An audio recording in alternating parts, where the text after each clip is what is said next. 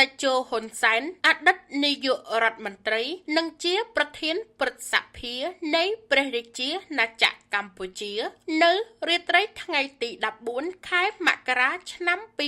2026 នេះ បានសរសេរនៅលើបណ្ដាញសង្គមរបស់សម្ដេចថា ពេលបំពេញការងារក្នុងរដ្ឋាភិបាលរយៈពេលជាង44ឆ្នាំនិងនៅព្រឹទ្ធសភាជិត3ឆ្នាំសរុបជាង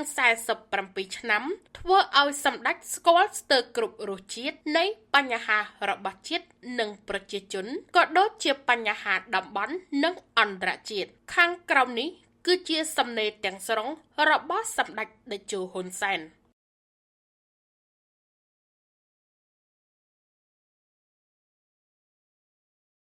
ស្ទើរតែភ្លេចថ្ងៃនេះគឺជាខួបលើកទី41ឆ្នាំនៃការកាន់តំណែងជានាយករដ្ឋមន្ត្រីរបស់ខ្ញុំដែលពេលនោះជានាយករដ្ឋមន្ត្រីដែលក្មេងជាងគេក្នុងពិភពលោកក្នុងវ័យ